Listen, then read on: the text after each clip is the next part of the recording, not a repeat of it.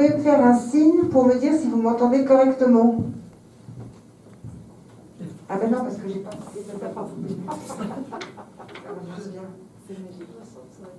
Bonsoir, est-ce que vous m'entendez correctement? Vous me faites un petit signe avec le pouce? Oui. Super, bravo, merci.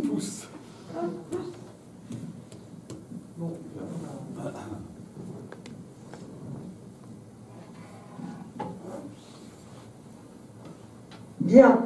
Voilà, bonsoir et bienvenue à tous derrière vos écrans pour cette première visioconférence du Centre culturel Franklin. Quelques petites recommandations avant de commencer. Donc merci à chacun de couper vos micros. C'est une petite icône en haut à droite de votre écran. En revanche, vous pouvez garder votre caméra allumée car c'est plus agréable de voir, d'avoir quand même un public, même s'il n'est pas devant nous, on sait qu'il n'est pas très loin. Et puis vos micros, vous pourrez bien sûr les réactiver à la fin de la conférence pour remercier nos intervenants. Si vous avez des questions, si vous avez des questions à poser, vous avez la possibilité de les poser par écrit, grâce à l'icône messagerie, qui est également en haut de votre écran, ou par mail à conférence, confrence, @franklinparis.com et nous relayerons vos questions. Donc n'hésitez pas, même en cours de conférence, et à la fin, nous poserons vos questions. Voilà, ce pour les petits détails techniques. Ce soir, nous recevons donc le frère Eric Salobir, accompagné de Sven Ortoli, qui sont co-auteurs du livre Dieu et la Silicon Valley, que vous pouvez voir sur cette table. Sven Ortoli, si tu peux me couper le micro de la personne qui est en train de parler, ce serait pas mal, merci. Sven Ortoli, vous êtes journaliste, écrivain, rédacteur en chef de la revue Philosophie Magazine, et avez gentiment accepté de mener cette conférence. Mon père, vous êtes dominicain, diplômé en théologie et philosophie, et expert auprès du Saint-Siège. Vous êtes également président du comité exécutif de la Human Technology Foundation et fondateur d'Optique, Optique comme ordre des prêcheurs pour la technologie de l'information et de la communication. C'est un think tank de recherche et d'action qui place l'humain au cœur du développement des technologies et qui réfléchit aux conséquences de l'innovation sur l'humanité. Optique s'efforce donc de replacer les technologies au cœur des débats de la société et est appuyé par un réseau international. Vous conseillez des dirigeants de grandes entreprises et des acteurs des politiques publiques sur les questions éthiques relatives aux technologies de rupture. Vous côtoyez quotidiennement les géants de la tech au cœur de la Silicon Valley et vous êtes donc expert consulteur auprès du Saint-Siège. Vous souhaitez avant tout perpétuer le dialogue entre science et foi, technologie et humanité, et mener une réflexion éthique sur les nouvelles technologies. Comment concilier innovation et foi? Durant cette crise, nous avons fait un usage immodéré de nouvelles technologies. Cette conférence en est la preuve, puisque c'est la première fois qu'on fait une conférence au Centre Sèvres, au Centre culturel Franklin, en visioconférence. Et vous faites le pari que ces nouvelles technologies font partie des solutions pour bâtir une société plus respectueuse de chacun, à condition d'en appréhender la dimension éthique et d'en évaluer l'impact réel. Voilà, c'est une toute petite introduction à un grand sujet, et donc je vous laisse la parole, et merci encore de vous prêter à cette soirée. Merci de cette présentation. Peut-être en guise de préambule, une question d'ordre général sur ton rôle dans le regard que tu portes sur le numérique. C'est comment est-ce que ça t'est venu? Comment est-ce que le Vatican a pu demander il n'a pas une réputation d'être très au fait de ce qui se passe, du moins c'est l'impression que j'ai vu de mon petit point de vue de journaliste. Qu'est-ce qui leur a pris de confier à un dominicain une mission d'observation sur les nouvelles technologies? Surtout un dominicain.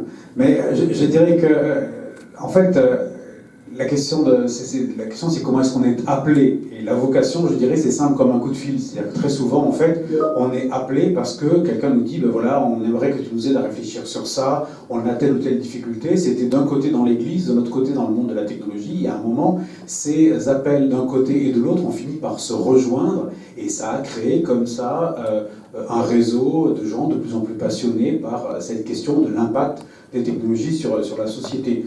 Donc je dirais que l'idée, c'est plutôt de voir comment est-ce qu'on répond aux attentes des gens qui viennent vers nous. Alors pourquoi l'Église a demandé ça? Moi, je suis assez étonné par le fait qu'on a parfois l'impression que l'Église est un peu déconnectée de tout ça. Mais en fait, elle a quand même toujours eu dans les sciences, et pendant des siècles, un rôle extrêmement marquant. On ne compte pas le nombre de scientifiques qui étaient des clercs, qui étaient des moines. Donc en fait, à un moment, je dirais que le dialogue entre science et foi, c'est un peu comme une vieille histoire de couple. C'est bien entendu, il y a eu des disputes, bien entendu, il y a eu des affaires Galilée, bien entendu, il y a eu des trucs comme ça. Mais il y a aussi des grands moments de communion, il y a aussi plein de trucs qui ont avancé. Donc voilà, c'est assez naturellement, je pense, que l'Église s'intéresse à ces questions-là, comme elle s'intéresse, on va dire, à toutes les questions qui ont un impact sur la vie des humains. L'Église dite expert en humanité, c'est un peu ça, et en fait qui ont un impact sur la dignité, sur le quotidien des gens.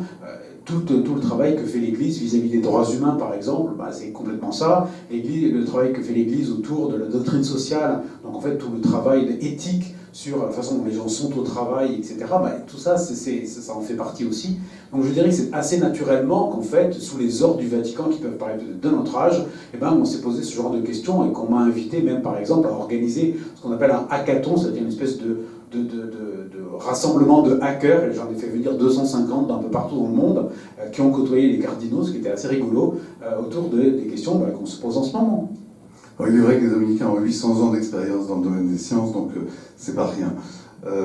Néanmoins, quel est le regard que tu portes aujourd'hui, à titre de passerelle entre le Vatican, entre l'Église, disons, et les gens de la Silicon Valley, pour utiliser une métaphore, enfin, entre les gens qui travaillent dans le numérique, quel regard portes-tu sur l'actualité, c'est-à-dire le lien entre pandémie et nouvelles technologies? Est-ce que ça apporte, à ton avis, plus de bien, si j'ose dire, ou plus au contraire, est-ce qu'il y a plus d'inconvénients ou plus d'avantages? Qu'est-ce que la pandémie a changé dans ton regard sur l'usage des nouvelles technologies? D'abord, il faut se le dire, la pandémie, c'est un drame. Donc ça, c'est un drame mondial. Mais cela dit, c'est aussi une crise. Et comme toutes les crises, ce sont des moments où des choses peuvent se passer, où on prend conscience de certaines choses, où peut-être on a des marges de manœuvre pour faire bouger les choses. Et je pense que ce qui nous arrive en ce moment, c'est peut-être l'opportunité justement de transformer ce drame humain avec tous ces morts en une occasion de rebondir, mais de rebondir pas exactement sur la même trajectoire. On a beaucoup parlé à un moment, je pense que c'était en octobre, où il y avait une expression très à la mode, c'est le monde d'après. Donc qu'est-ce qu'on allait bâtir? En fait, on s'aperçoit que malheureusement, le monde d'après, c'est un peu le monde de maintenant, parce que la pandémie, elle va durer longtemps. Mais c'est vrai que on prend conscience d'un certain nombre de choses. La première, par exemple, c'est que notre technologie, aussi sophistiquée et aussi coûteuse qu'elle soit, ne nous a pas suffisamment protégés et ne nous a pas permis d'anticiper cette pandémie.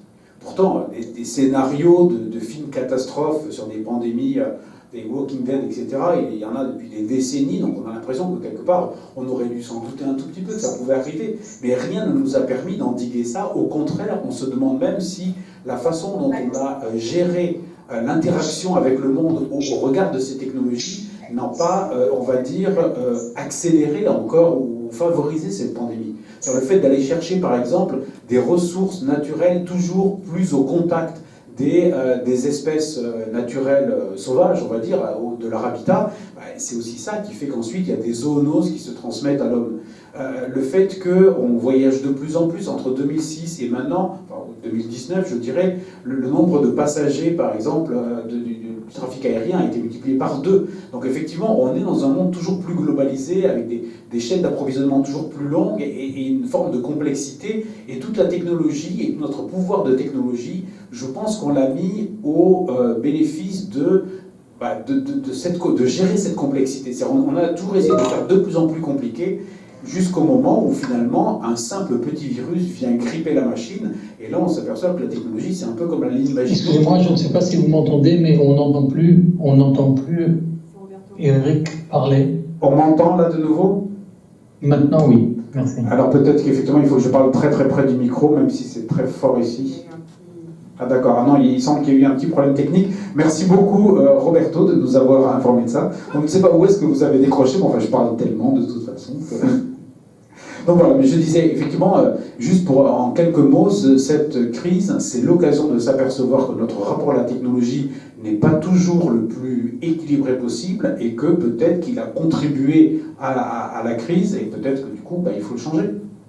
Et du coup, pour en venir à des choses plus concrètes, sur l'intelligence artificielle, est-ce qu'elle a apporté quelque chose? Est-ce qu'elle a retiré quelque chose? Est-ce qu'elle est plutôt une menace? Est-ce qu'elle est plutôt un encouragement, que sais-je, dans la recherche? Enfin, comment est-ce que vous voyez les bons et les mauvais points, si je puis dire? Comment est-ce que tu vois, pardon, les bons et les mauvais points? L'intelligence artificielle, j'ai un ami qui est professeur au MIT qui a l'habitude de dire c'est comme un rocket pack, vous savez, cette espèce de sac à dos fusée qui permet d'aller très vite d'un point A à un point B. Et c'est vrai que si on vise dans la bonne direction, ça nous permet d'aller très vite là où on veut aller. Mais si on vise le mur, on s'écrase encore plus vite dans le mur. Et je pense qu'effectivement, la façon dont on l'utilise, c'est un démultiplicateur en fait. Et la façon dont on l'utilise peut soit nous permettre de gérer des choses. Là, ce que je vous disais, c'est qu'en fait, on l'a utilisé beaucoup plus dans une optique qui était très, on va dire, néolibérale, pour toujours essayer de réduire les coûts, d'être toujours de plus en plus, just in time. On a tout fait pour, optimiser, pour rendre notre économie toujours plus efficiente. Mais parfois au détriment de la résilience. On ne l'a pas assez utilisé pour garder de la souplesse. Et on a une économie qui est tellement tendue et on va dire réglée comme du papier à musique à travers tous les algorithmes de l'intelligence artificielle qu'en fait, elle déraille assez vite. En fait, paradoxalement, la machine, en étant extrêmement tendue, extrêmement optimisée, se grippe plus vite.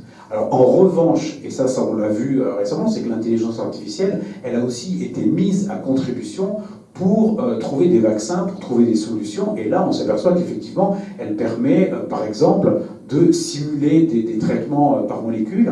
Et donc, en fait, elle permet de faire très rapidement plein d'essais, on va dire, que des essais cliniques auraient pris beaucoup plus de temps à faire. Donc voilà, il y a cette espèce d'ambiguïté, on va dire, ou d'ambivalence. Je regardais avant de venir la presse spécialisée sur l'intelligence artificielle, et j'ai noté un article du Lancet, qui est un journal médical, qui s'intitule IA, enfin intelligence artificielle, sauveur ou saboteur. Ils mentionnaient dans leur article le fait que le FDA aux États-Unis a donné l'autorisation d'utiliser certains algorithmes sans avoir testé leur validité finalement et leur efficacité, et surtout les aspects sans avoir regardé les protections sur le plan éthique qui doivent les accompagner nécessairement. Donc la question c'est, est-ce que c'est une question qu'on se pose d'une manière ou d'une autre, mais on se la pose à propos de la technique en général, mais on y viendra peut-être un peu plus tard, mais sur cet aspect précis, pour toi c'est plutôt sauveur, plutôt saboteur, ou juste un outil dont il faut savoir se servir bien ou mal? C'est un outil, mais c'est un outil, ça on pourra en reparler tout à l'heure, mais c'est un outil qui n'est pas neutre au sens où, à partir du moment où on façonne un outil, et plus il est compliqué, plus c'est vrai, on met dans cet outil une charge d'intentionnalité. C'est-à-dire qu'en fait, si je bâtis à la limite un outil simple comme un marteau, on peut dire oui, ça permet de planter un clou ou de taper sur la tête de quelqu'un. Mais si vous, par exemple, si tu conçois un implant cérébral, il va être porteur de tout ce qu'on imagine, tout ce qu'on comprend de ce qu'est l'intelligence, de ce qu'est le cerveau, quelque part, de ce qu'est l'humain, de ce qu'est la personnalité qu'il porte.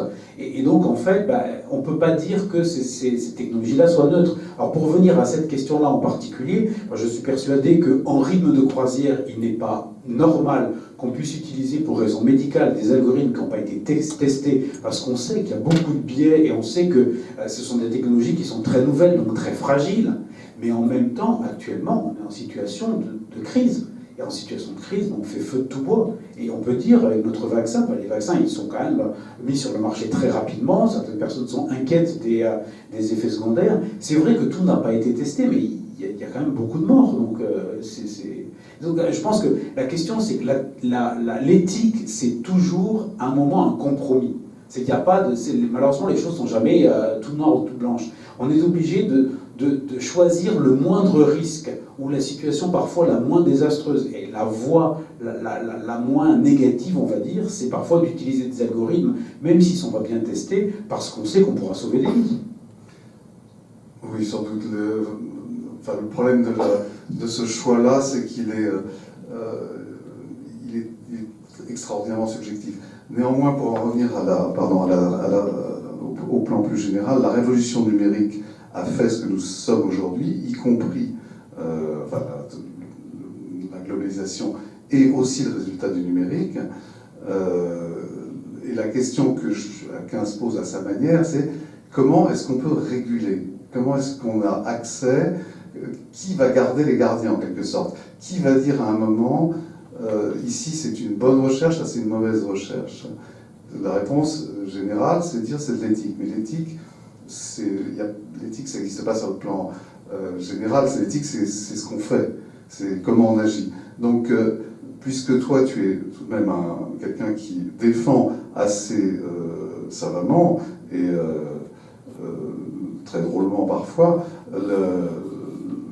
la révolution qui est due à la Silicon Valley, aujourd'hui, on a travaillé pendant 2 ans sur ces questions ensemble, on a réfléchi ensemble sur ces questions. Aujourd'hui, au vu de ce qui se passe avec la pandémie, au vu de la fracture qui s'installe, la fracture numérique qui est accentuée, comment est-ce que tu vois cet ensemble? Est-ce que tu te dis, le rôle de l'Église, c'est d'apporter d'apporter son regard?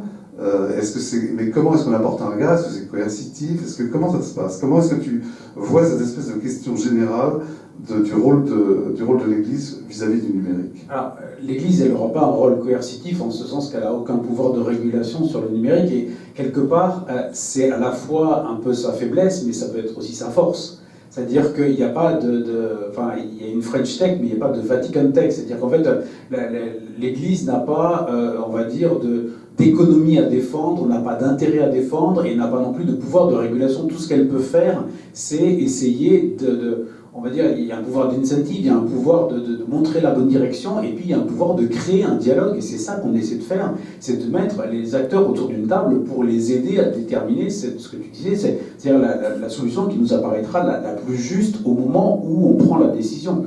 Peut-être on regrettera plus tard, mais l'éthique c'est ça aussi, c'est prendre une décision sur le moment avec les informations qu'on a. Donc ça c'est, voilà, pour ce qui est du rôle de l'Église. Après, de façon plus générale, moi je suis persuadé quand même, et on le voit ça depuis un peu plus d'1 an, ça avait commencé avant la pandémie, qu'il y a une prise de conscience d'un certain nombre de dirigeants d'entreprises sur des questions éthiques. C'est-à-dire, je pense que pendant très longtemps, un certain nombre de pourvoyeurs de technologies se sont, on va dire, retranchés derrière cette prétendue neutralité. Vous savez, c'est un peu comme quand on dit, c'est la NRA aux États-Unis qui dit ce ne sont pas les armes qui tuent, ce sont les gens. Donc, une façon de dire, bah oui, une arme finalement, c'est quasiment neutre. En fait, on sait très bien qu'en fait, une arme, c'est quand même pour tuer, donc c'est pas si neutre que ça. Et en fait, longtemps, on va dire, les pourvoyeurs de technologie se sont retranchés derrière ça en disant, ben moi, par exemple, je mets à disposition un réseau social, mais je ne suis pas responsable de ce que les gens écrivent. Et puis en fait, on s'est rendu compte que c'était beaucoup plus compliqué que ça. Et en fait, depuis, oui, peut-être 1 an et demi, je pense que les dirigeants d'entreprise se sont aperçus que cette position-là, elle était plus tenable et qu'ils avaient une vraie responsabilité. On en parle à propos des réseaux sociaux, parce qu'il y a eu beaucoup de vagues à ce niveau-là. Et récemment, ce qui s'est passé à Washington a montré qu'effectivement, certains phénomènes d'emballement pouvaient être quand même extrêmement préjudiciables pour la démocratie. Mais je pense que de façon plus générale, il y a cette prise de conscience. Maintenant, est-ce qu'elle ira assez vite et est-ce qu'elle sera assez profonde pour qu'on change notre fusil d'épaule? Ça, je ne le sais pas encore. Ça, je pense que c'est tout l'enjeu de ce qui va se passer maintenant. Et je pense qu'effectivement, il y a une partie qui vient forcément de l'autorégulation, au sens où c'est quand même quand on a envie de bien faire les choses qu'on les fait bien. Et puis il y a une partie qui va demander une régulation. Et on sait que l'Union européenne est en train de travailler là-dessus, par exemple, sur la régulation de l'intelligence artificielle. Et à un moment, il va quand même falloir un peu fixer des limites. Je frappais de 2 choses, enfin 2 questions plutôt. La première, c'est, tu utilises le mot éthique, tu n'as pas utilisé le mot spirituel. Et donc je suppose que tu vas nous en parler, mais il y a deux aspects, deux changements profonds sans doute ces dernières années. C'est d'une part une prise de conscience éthique avec toute la tarte à la crème que ça peut représenter, c'est-à-dire il n'y a pas une industrie un peu florissante aujourd'hui qui n'ait pas son comité d'éthique, avec les limites que ça suppose, enfin l'espèce de cache-sexe que ça représente. Mais il y a également un changement spirituel, c'est-à-dire indépendamment de l'Église, une prise de conscience que le monde ne se réduit pas à une vision purement rationnelle, rationaliste, pardon. Donc éthique et spirituelle peut-être en première réaction, et la deuxième question, je te repasse la parole évidemment, c'est qu'est-ce qu'il leur a appris les gens de la Silicon Valley, qu'est-ce qu'ils viennent faire avec un dominicain? Je pense que les deux questions sont un peu liées, effectivement, c'est-à-dire que, en fait, je dirais qu'avant même de convoquer la dimension spirituelle, la première chose, c'est comment est-ce qu'on fait de l'éthique. Et pendant longtemps, comme tu dis, il suffisait de rassembler un comité d'éthique qui allait donner un certain nombre de critères. À partir du moment où on remplissait ces critères, qui étaient souvent de l'ordre du comment, on me disait, ça y est, moi, je suis les recommandations de mon comité d'éthique, ce qu'on appelle l'éthique de la compliance, c'est-à-dire je suis, je fais ce qu'on me dit, je bien comme il faut. Et ça m'évite de faire des mauvaises choses. Il faut pas oublier que la devise d'un géant de la tech qui entre-temps en a changé, au début c'était « Don't be evil », c'est-à-dire ne soyez pas malveillant. Enfin, quand on n'est pas malveillant, on n'a encore rien fait de bien.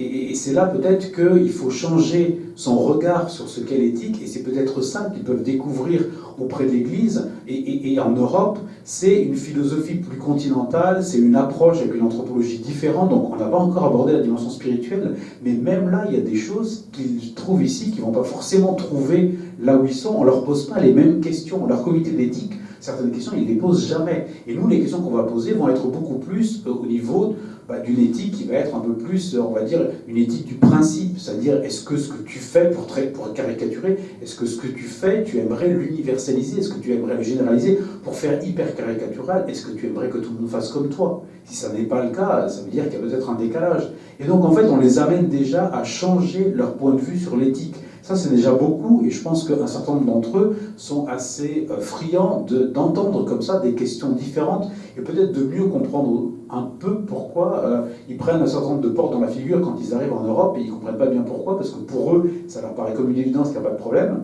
et puis à un moment, ils découvrent que les choses sont quand même plus complexes. Donc ça, c'est pour ce qui est de l'éthique, et on se rend compte que là, on a beaucoup à apporter en éthique, et puis on va dire toute une conception de l'humain, et c'est là peut-être que vient se positionner la dimension spirituelle. La dimension spirituelle, c'est pas seulement la relation à Dieu, c'est aussi la relation à l'homme conçu comme à l'image de Dieu. Et donc en fait, à un moment, ça veut dire une certaine forme de dignité de l'humain, une certaine place de l'humain. On ne peut pas bâtir une société, par exemple, dans laquelle l'humain soit, je parlais tout à l'heure de la grande efficience de tous les systèmes qu'on met en œuvre avec ces technologies, au détriment de la résilience, dans un système dans lequel l'humain soit le facteur de résilience. Autrement dit, si ça va mal économiquement, on les mettra en chômage partiel. C'est pas grave. Les machines, on les a, on ne veut pas pour les vendre. Les gens, ils resteront chez eux. Et puis, avec une économie de plus en plus, et là je reviens à des choses un peu concrètes, mais je pense qu'en fait, la spiritualité, elle s'enracine aussi dans ces choses-là. Et c'est une économie qui est de plus en plus une économie de la plateforme, ce qu'on appelle la plateformisation, c'est-à-dire en fait, plutôt que d'avoir des collaborateurs, maintenant c'est des collaborateurs en télétravail, puis finalement on se dit que ces collaborateurs en télétravail, ils pourraient très bien être des freelances qu'on prend à l'occasion quand on en a besoin, puis quand on n'en a pas besoin, c'est pas grave, ils restent chez eux, ils font autre chose. Et donc on voit bien que petit à petit, on délègue à l'humain le risque, la vulnérabilité, et quelque part l'humain devient la partie fragile. Est-ce que du coup l'humain reste au cœur du projet de la société? Le principe d'un contrat social, c'est un contrat pour faire société, mais la société n'a de sens que si c'est des humains, et qu'on les considère vraiment comme des humains, et pas juste comme des unités de production ou comme des consommateurs. Donc en fait, c'est tout ce travail-là, tout ce regard qu'on porte sur l'humain, il s'appuie, moi je dirais, sur une anthropologie, mais plus généralement sur une vision de l'homme et sur une foi en Dieu, en ce qui me concerne. Mais il faut reconnaître que moi je le dirais à partir de ma foi, parce que je suis prêtre et que je suis catholique, mais beaucoup d'autres vont le dire à partir d'un regard humaniste, je dirais. Alors peut-être effectivement ancré aussi dans une société judéo-chrétienne, mais ils le diront de leur point de vue. Mais beaucoup de gens vont quand même se rejoindre sur cette dimension de vouloir placer l'humain au centre. Oui, mais enfin, le regard humaniste dont tu parles, c'est un regard qui est très critiqué depuis pas mal de décennies, en fait, grosso modo depuis le début du XXe siècle, depuis Heidegger, depuis Jean. C'est un regard qui... c'est une critique qui porte sur l'idée que l'homme est au-dessus du reste du monde. Si on voulait résumer l'humanisme, ça ne se résume pas à ça, mais il y a d'abord cet aspect. Et on est dans une période où, au contraire, les frontières entre l'homme et l'animal d'une part, et les frontières entre l'homme et la machine d'autre part, deviennent de plus en plus floues. Comment est-ce que tu vois cette perspective? C'est pas une perspective humaniste qui est au sommet aujourd'hui, au sommet de la réflexion dans la Silicon Valley ou ailleurs. C'est une perspective très opérationnelle. Alors, je ne sais pas où ils mettent l'humain, chacun le met où il veut. Là-bas, j'imagine que tu les connais, tu sens dans leurs questions, mais en même temps, est-ce qu'ils ne te prennent pas simplement pour une sorte de chose un peu exotique, qui croit en Dieu, qui est déjà... Enfin, c'est pas totalement exotique, bien évidemment, mais ça peut l'apparaître dans le milieu de la tech. Ça peut l'être. Non, on va dire, au début, il peut peut-être y avoir de ça. Après, l'exotisme, on s'en lasse. Donc, quand on continue à discuter au fil des années, ça veut dire qu'il se passe quelque chose quand même. Donc ça, c'est... Après, je reconnais que, il y a dans l'approche nord-américaine une dimension, comme tu disais, tu appelles ça opérationnelle, assez conséquentialiste, effectivement. Ça, c'est vrai. Et je reconnais que l'humanisme, tel que je le décris, il ne fait pas l'unanimité. Ça, je m'en rends compte. Moi, la difficulté que je vois, elle est assez concrète, en fait. C'est que,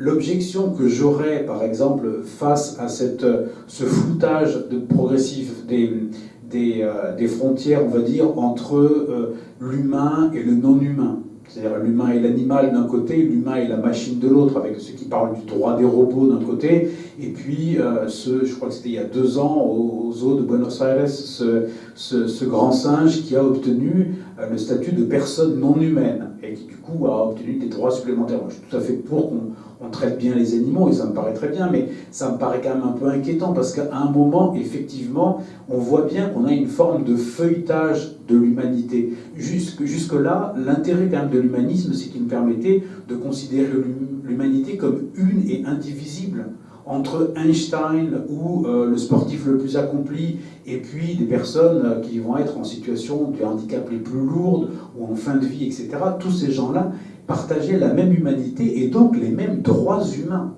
Moi, la question que je me pose, et je vois ça notamment, alors je ne crois pas du tout, et je pense que l'idéologie transhumaniste a pris quand même un grand coup dans l'aile avec cette crise, parce qu'on disait oui, on va vivre des centaines d'années, puis finalement arrive un petit virus, et puis c'est un massacre. Donc en fait, on se rend compte que ce discours-là, quand même, n'est pas si pertinent que ça, mais c'est vrai que pendant longtemps, on a entendu dire qu'effectivement, on allait créer des humains augmentés, etc. Pourquoi pas? Le problème, c'est que pour qu'il y ait des surhommes, il faut qu'il y ait des sous-hommes. Enfin, je veux dire, s'il y a quelqu'un qui est au-dessus, il y a toujours quelqu'un qui est en dessous. Et à un moment, jusqu'à quand est-ce que les droits humains vont s'appliquer à tous? Celui qui a eu la prothèse qui lui donne l'augmentation, machin, celui qui est connecté, celui qui a le je sais pas quoi, ou celui qui l'a pas, voire celui qui s'est offert une évolution génétique et qui va transmettre un patrimoine génétique en même temps qu'il transmettra son patrimoine financier. Est-ce qu'à un moment, on ne va pas créer une humanité à multiples vitesses avec finalement des droits très différents? Et moi, ce qui m'inquiète... Pardonne-moi, mais c'est déjà le cas, et c'était le cas avant la révolution numérique. L'humanité est à plusieurs vitesses. Si tu habites dans un pays, enfin en Occident, et que tu es riche, tu as une durée de vie, etc. Non, mais je suis d'accord sur le fait que, de facto, ce soit le cas, mais ce n'est pas le cas de droit. C'est-à-dire qu'en fait, nous on travaille avec des Nations Unies à Genève, quand on va au Conseil des droits de l'homme, c'est extrêmement important. Au moins, on a une base théorique sur laquelle on peut se battre en disant telle population, par exemple, est mise en difficulté par rapport à telle autre, telle personne est dévalorisée, telle personne est discriminée, etc. Au moins, on a une base juridique sur laquelle on peut faire quelque chose. À partir du moment où cette base-là s'effrite, alors là, on ne maîtrise plus rien. Pour venir sur les choses peut-être un poil plus concrètes concernant les gens de la Silicon Valley que tu fréquentes, et encore une fois Silicon Valley dans le sens métaphorique, qu'est-ce que les GAFAM, au sens plus large du terme, est-ce que tu as l'impression qu'il y a une écoute vis-à-vis de ce que l'Église peut leur dire, ou peut dire, à travers toi ou à travers d'autres? Est-ce que tu as le sentiment, aujourd'hui, ces dernières semaines, ces derniers mois, il y a eu beaucoup de scandales, en tout cas de friction au sein de Google, au sein de Facebook, au sein des GAFAM, sur les problèmes éthiques. En particulier, le comité d'éthique qui s'est écroulé tout seul chez Google, une chercheuse spécialisée en éthique qui a été remerciée, là encore chez Google, et qui a clamé que c'était en raison de sa couleur de peau. Je ne sais pas si c'est... Je ne connais pas le dossier, évidemment, donc on ne sait pas si c'est ce qui est vrai ou pas, mais aujourd'hui, c'est évidemment ce genre d'accusation est assez... fait beaucoup de bruit. Toi, quelle est ton impression vis-à-vis de... Est-ce qu'ils ont un pouvoir exorbitant? Est-ce que... et pour parler de pouvoir exorbitant, est-ce que tu considères que d'avoir coupé l'abonnement du président des États-Unis récemment par Twitter, est-ce que c'était une bonne chose de ton point de vue, une mauvaise chose?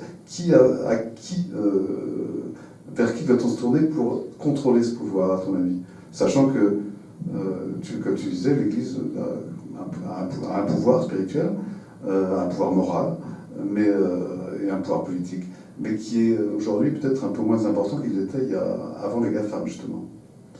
Alors, oui, moi je dirais que là j'ai une vision un peu contrastée, c'est-à-dire que d'abord je déteste cet acronyme parce que je trouve que ces entreprises-là ont des business models très différents et donc vont être affrontées à des questions éthiques complètement différentes.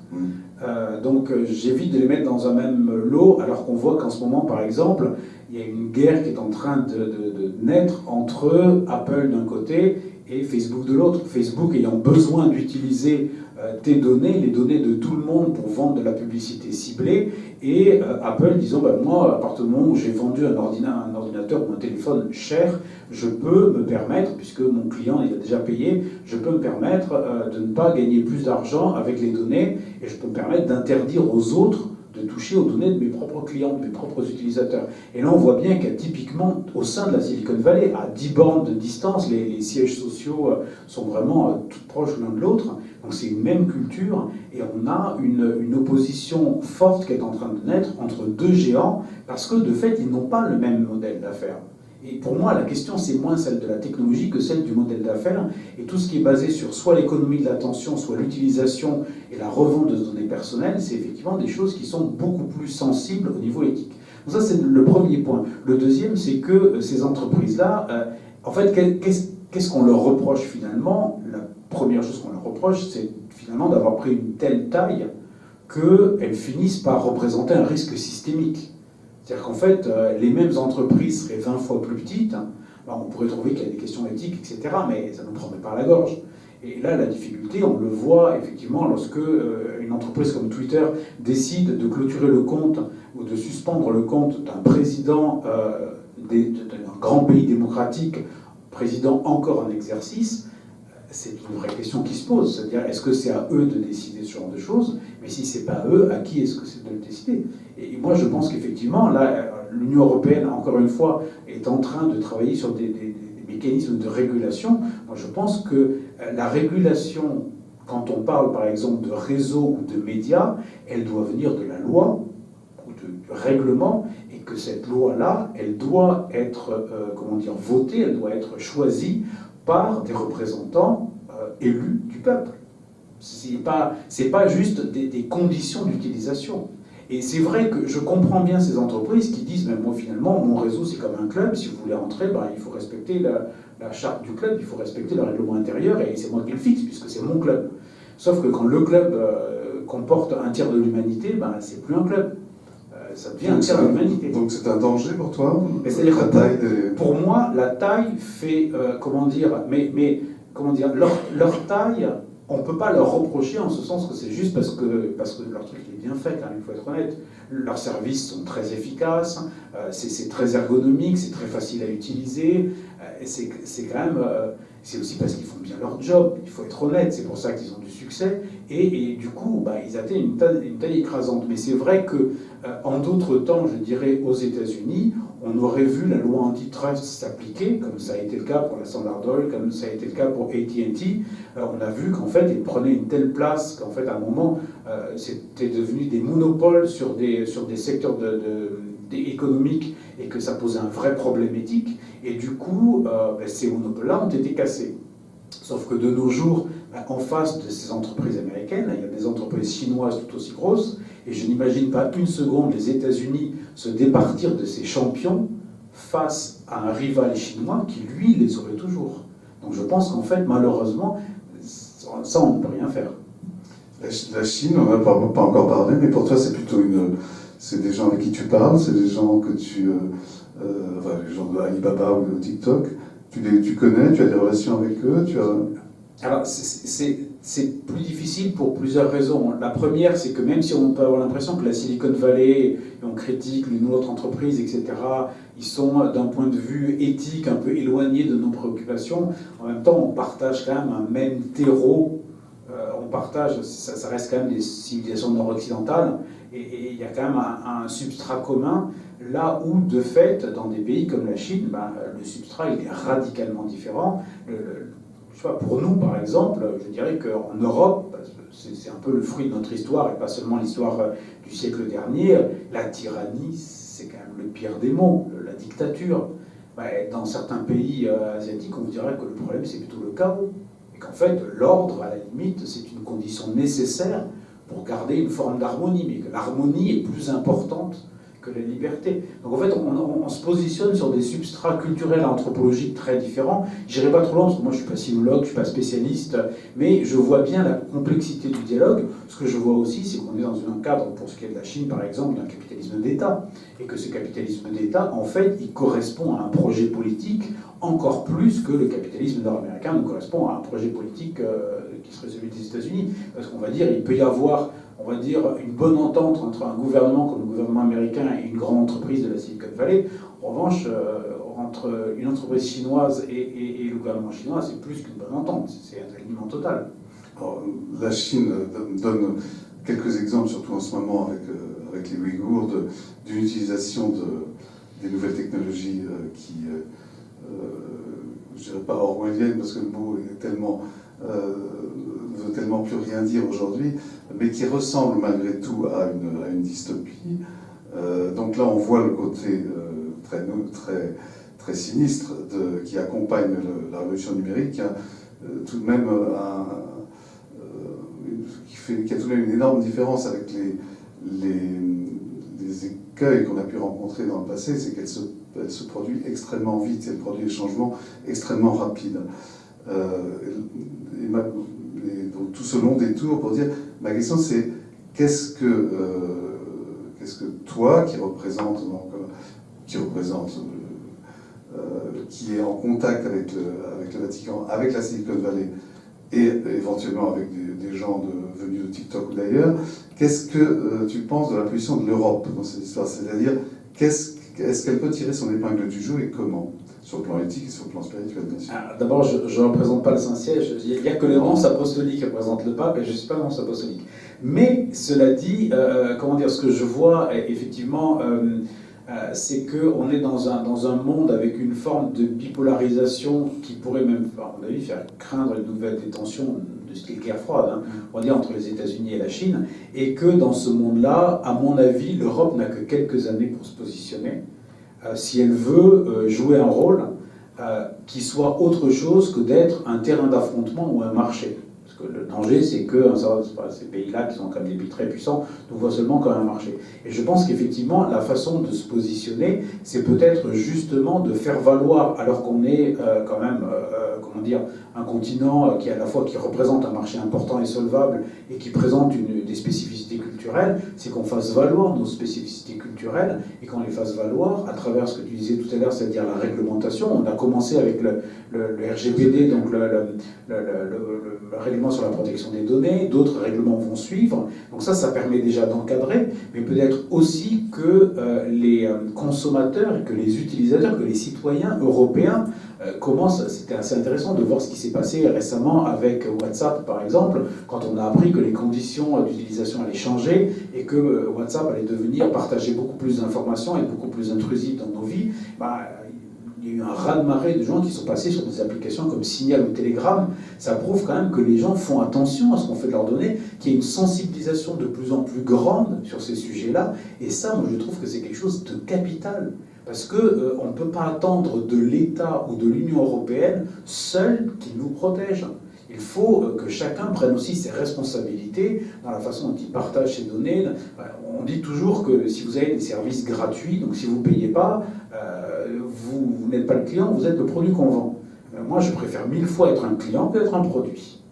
Je pense que voilà, c'est aux citoyens européens de se prendre en main à ce niveau-là. Donc, dans ce que tu vois plutôt comme bonne nouvelle, en tout cas comme signal optimiste, c'est qu'il y a une prise de conscience en Europe, une prise de conscience évidemment du pouvoir des GAFAM, enfin ça c'est une banalité, mais prise de conscience du fait que l'éthique et la morale sont une nécessité absolue dans ce monde-là. Mais la question, c'est une fois qu'on dit ça, c'est bien beau, c'est des vœux pieux. Ça se traduit dans les faits, ça se traduit comment? C'est-à-dire qu'il y a des contre-pouvoirs qui apparaissent, il y a quel genre de contre-pouvoirs, comment est-ce que tu vois cette évolution? Moi, je dirais qu'il y a 3 types de contre-pouvoirs par rapport à une grande entreprise, il faut être honnête. Le premier, c'est la régulation dont on parlait. Effectivement, si quelque chose est interdit, on ne le fait pas. Le deuxième, c'est celui qu'on évoquait récemment, juste à l'instant, c'est le pouvoir du consommateur. C'est-à-dire qu'à partir du moment où quelque chose n'est plus utilisé ou ne se vend plus, ça disparaît. Et on le voit, je suis très enthousiasmé par la façon dont certaines applications du style Yuka, par exemple, ont permis à des gens de prendre...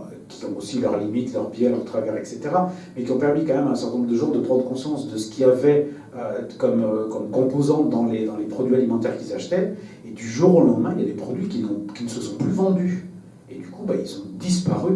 Des centaines de produits ont disparu des étals des supermarchés, simplement parce que du jour au lendemain, les gens ne les ont plus achetés. Et donc ça, c'est le second pouvoir, c'est le pouvoir du marché, du consommateur. Et là, on voit bien que la technologie, je citais ces applications, peut être une technologie qui se met au service de ce pouvoir du consommateur. Et après, le troisième pouvoir, il faut être honnête, c'est le pouvoir de l'actionnaire. Et là, on voit qu'on a les premiers frémissements d'un capitalisme un tout petit peu plus responsable.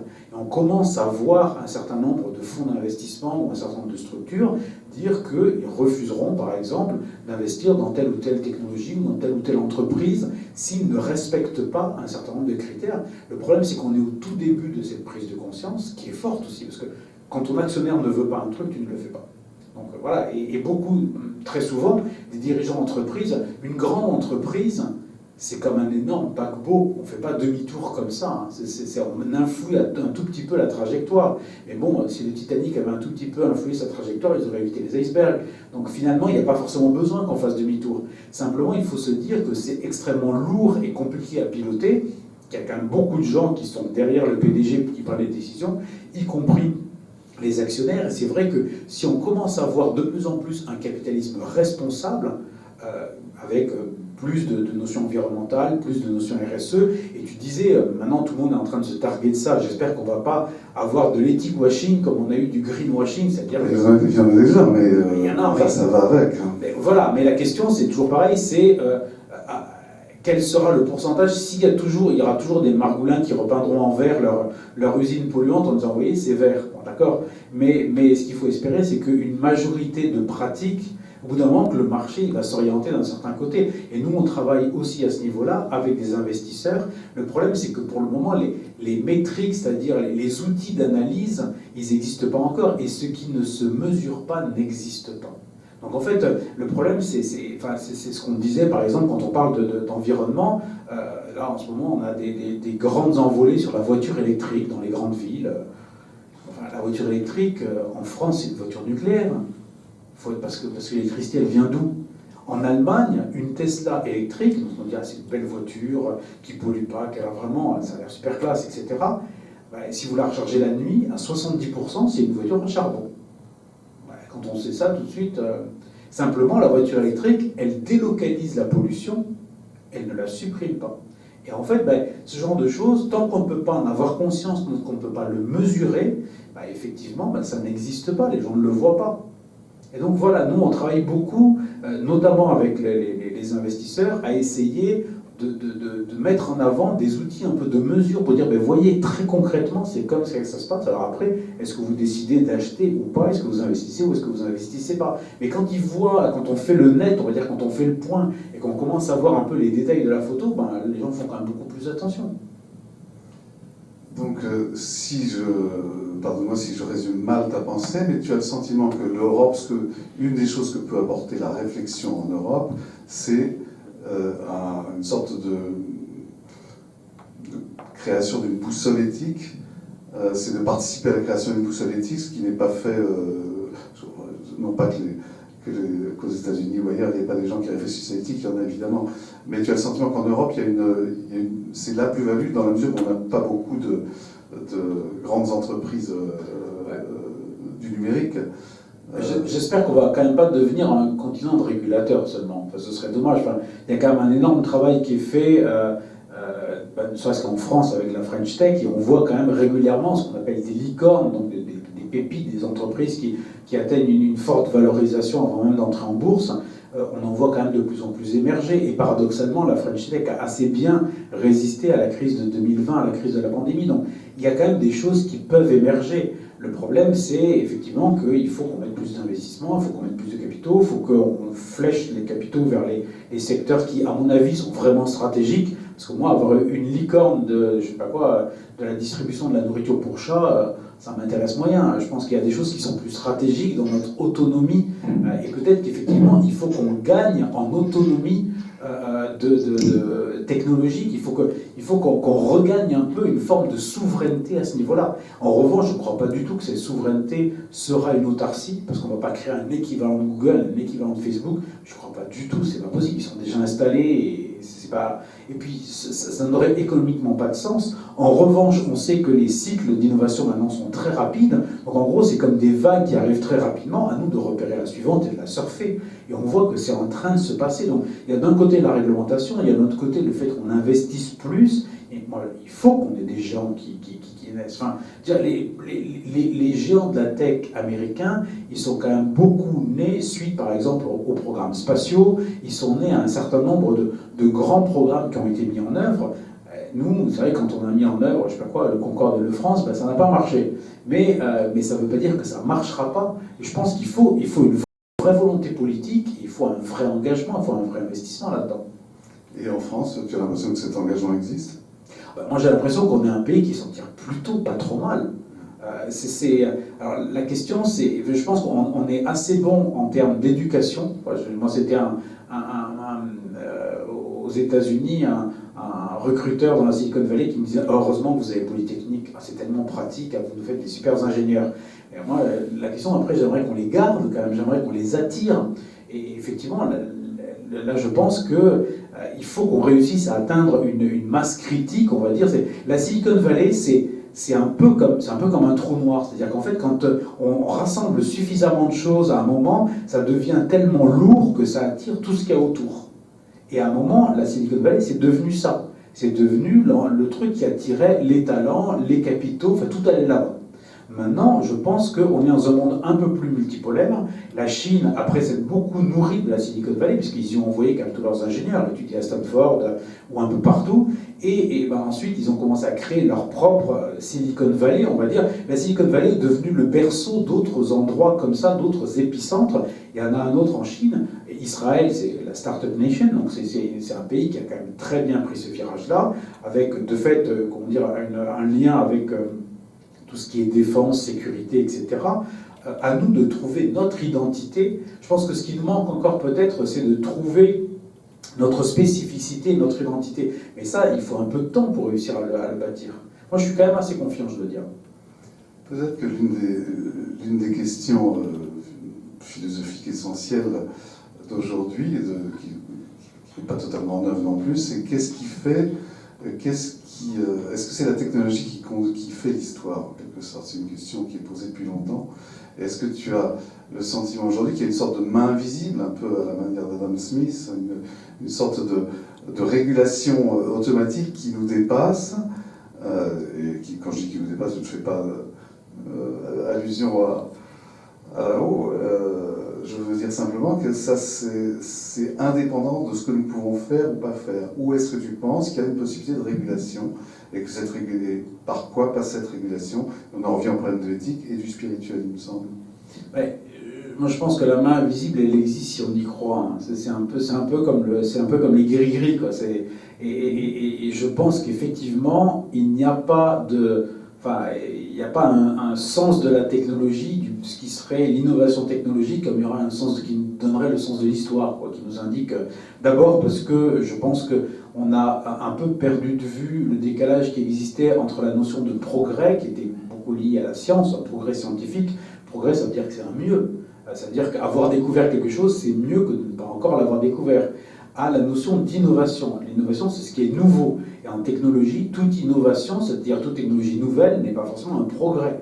Ça permet de faire les choses différemment. Est-ce que pour autant, ça apporte un réel mieux-être? C'est pas évident. Donc ça, je pense que ça enlève un peu le côté orientation, ça va nous guider quelque part. Non, le progrès pourrait éventuellement guider quelque part, l'innovation ne nous guidera pas quelque part. Et puis le deuxième point, c'est, cette espèce d'idée, l'approche de la Silicon Valley, mais l'approche de la tech de façon générale, c'est une approche très solutionniste. Tu as un problème, je te trouve une solution. Je te trouve une application, un robot, un machin, un truc, un site, qui répond à ton problème. Et on a l'impression comme ça que chaque fois qu'on a débugué un petit problème, chaque fois qu'on a trouvé une solution à une difficulté, on a fait avancer la machine, comme si la foultitude des petits mouvements allait donner une vision, allait donner un mouvement vers quelque part. Moi, je ne crois pas du tout. Moi, je crois qu'en fait, on court un peu dans tous les sens, mais que ça nous mène nulle part. C'est, l'innovation, même la plus talentueuse, même la plus fondée, même la mieux trouvée, ne remplacera jamais une vision politique.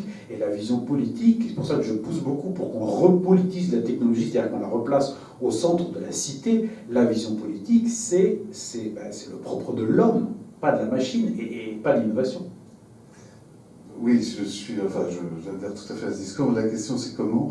Mais je veux juste revenir sur le mot progrès que tu utilises. Toi, c'est un mot que tu aimes bien, c'est un mot auquel tu crois, et c'est aussi un mot qui désigne aujourd'hui quelque chose qu'on considère comme à tout le moins suspect. C'est-à-dire le progrès a longtemps été le cri de guerre quasiment de la société industrielle, jusqu'à la fin du 19e siècle, et même au début du 20e, et après, avec les deux guerres, on est passé à un autre régime.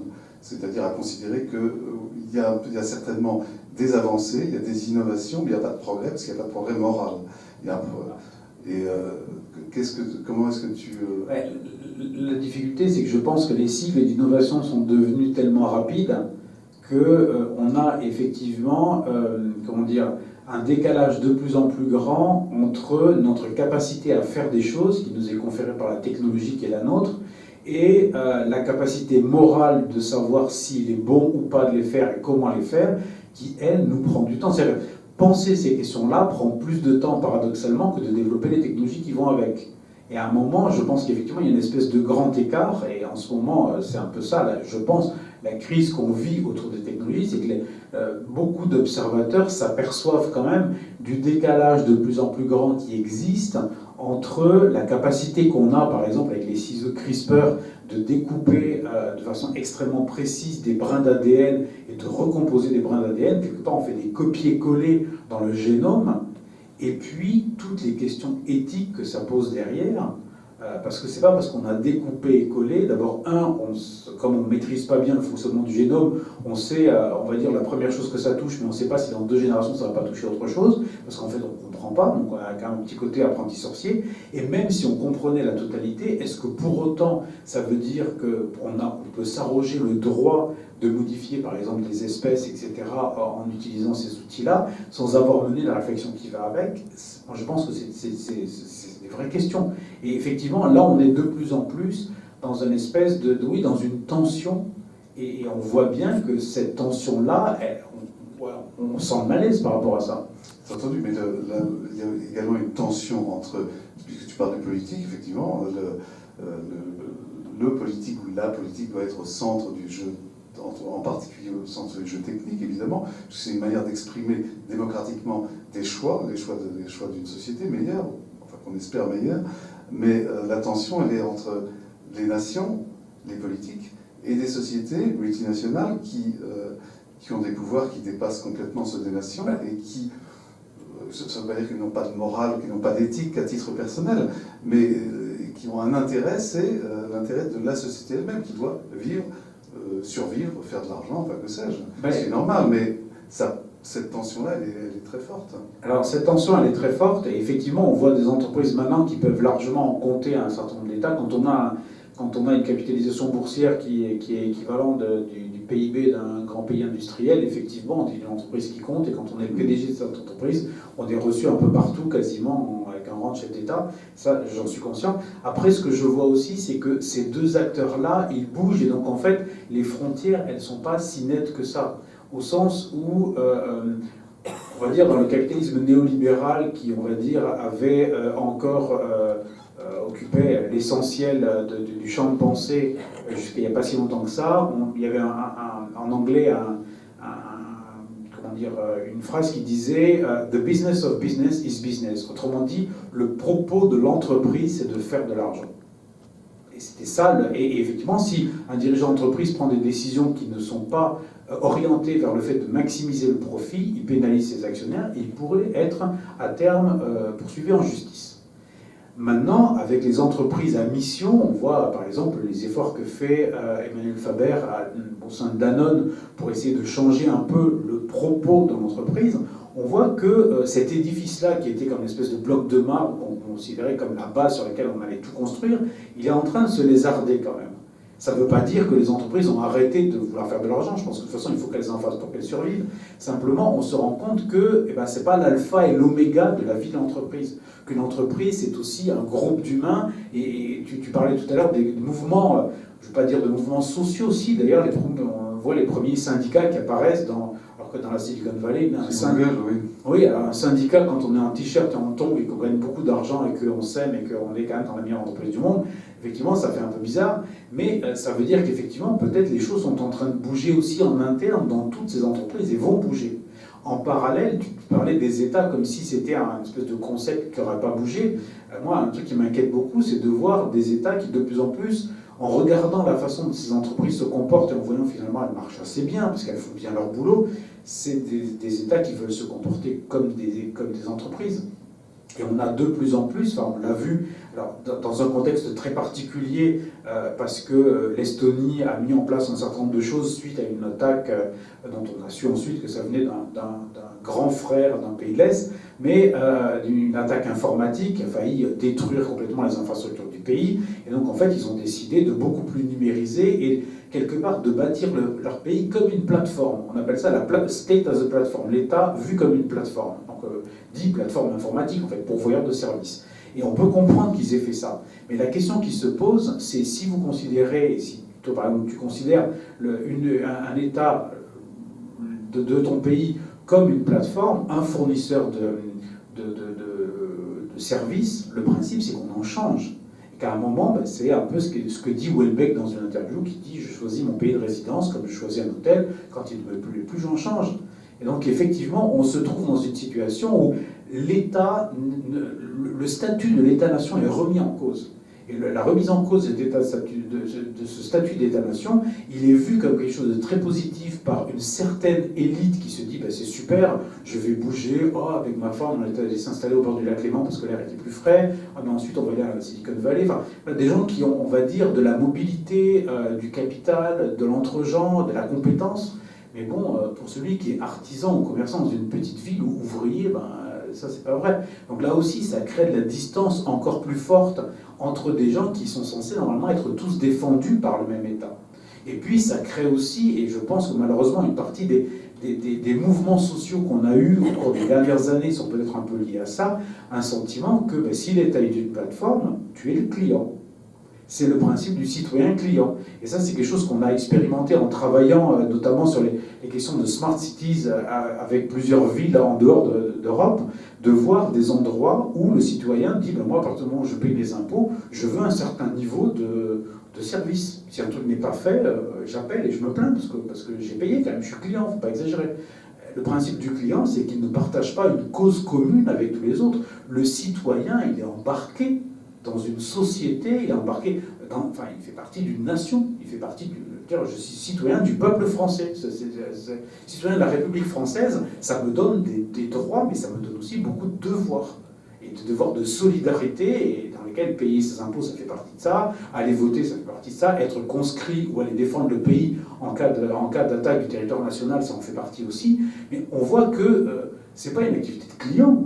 Et là, malheureusement, je pense que ces technologies et, on va dire, l'idéologie libertarienne qui est venue avec, qui est beaucoup venue au départ peut-être des communautés hippies, mais qui nous est arrivée via la Silicon Valley, effectivement, peuvent induire ça. Donc, pour revenir à ta question, une fragilisation quelque part de la situation de l'État, qui peut-être est moins en situation de se défendre et qui parfois peut rêver d'être autre chose qu'un État, et des entreprises qui elles-mêmes, je pense, vont se trouver un peu bousculées. Mais donc, c'est ce dialogue entre les libertariens et l'Église, il existe vraiment, ou c'est uniquement toi et quelques autres qui tentez d'apporter la bonne parole, en tout cas la parole, une autre parole pour être exact, dans ces endroits-là? Parce que c'est comme tu disais,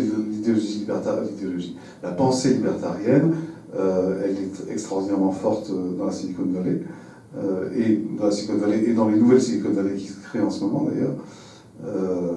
Est-ce que toi tu as le sentiment que l'Église a quelque chose à apporter de ce point de vue-là? Et quoi? Je pense que ce dialogue il existe partout où des gens ont envie de dialoguer. Est-ce que pour autant, ils ont la possibilité de prendre toutes les décisions? Je ne pense pas. Est-ce que ce dialogue va faire radicalement changer les choses?